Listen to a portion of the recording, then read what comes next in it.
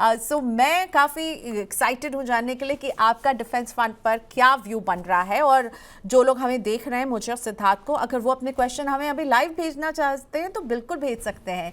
सो भेजिए अपने क्वेश्चन हमें। व्हाट्सएप आप कर सकते हैं 9311211874 पर। ईमेल करना चाहते हो तो आप हमें भेजिए money9query@tv9.com पर।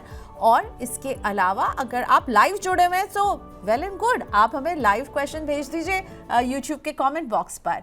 Siddharth, once again welcome.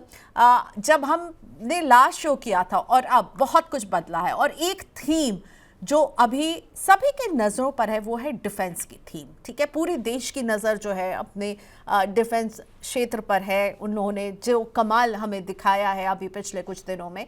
लेकिन अगर मैं निवेश की बात करूं तो इन्वेस्टमेंट और डिफेंस सेक्टर के म्यूचुअल फंड का कनेक्शन अभी ये आपको कैसा दिख रहा है?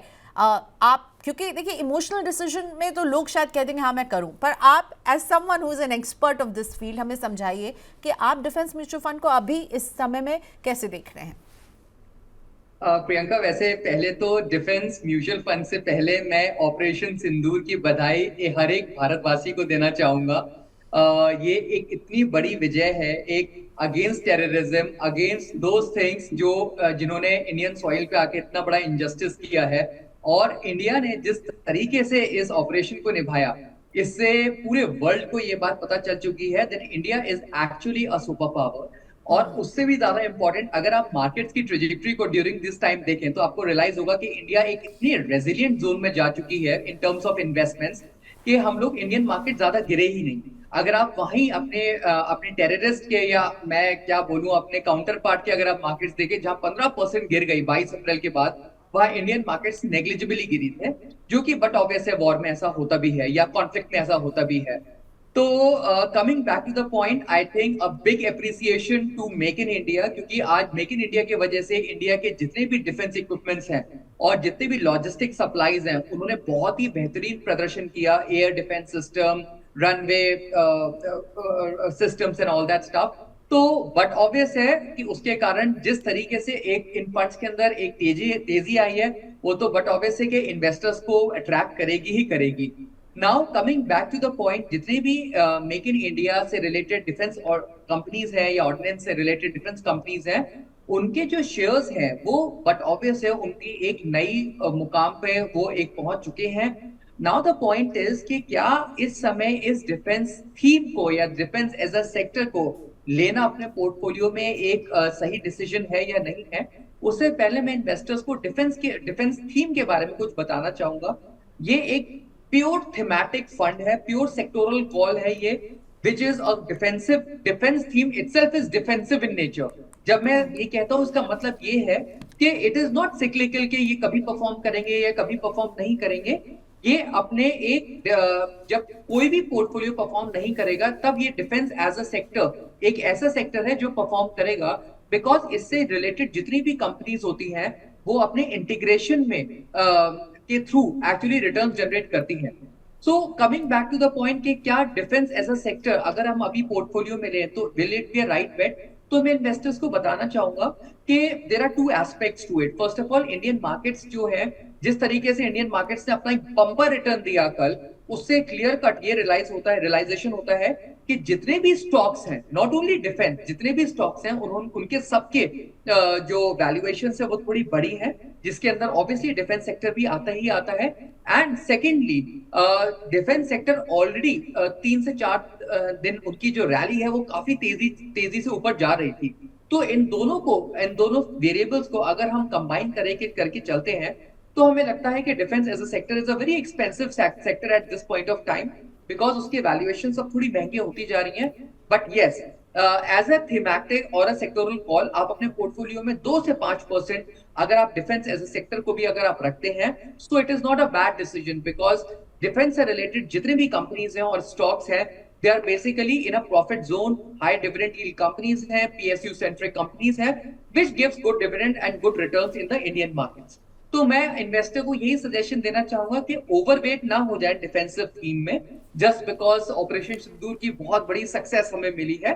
The only thing is from your portfolio point of view और from the risk exposure point of view, आपको अपने पोर्टफोलियो में 2 से 5% मैक्सिमम आपको इस थीम को अपने पास रखना है और अपने या तो आप म्यूचुअल फंड्स के थ्रू या स्टॉक्स के थ्रू इस सेक्टर में एंटर कर सकते हैं और अपने पोर्टफोलियो में एक रिलेटिव एस्केलेशंस देख सकते हैं। ओके, सो 2 to 5% आपके पोर्टफोलियो का ये हिस्सा हो सकता है।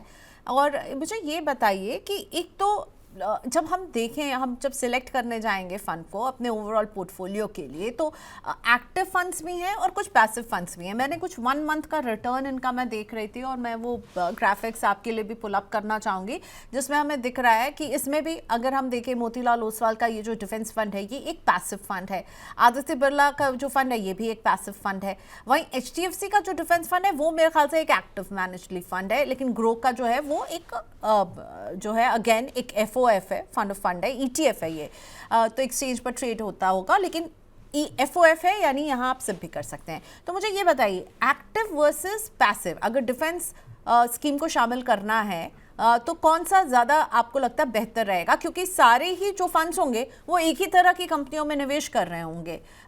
ऐसे में जब उनका दायरा इतना छोटा है तो मैं एक पैसिवली मैनेज फंड लूँ तो वो मेरे लिए बेटर रहेगा क्या?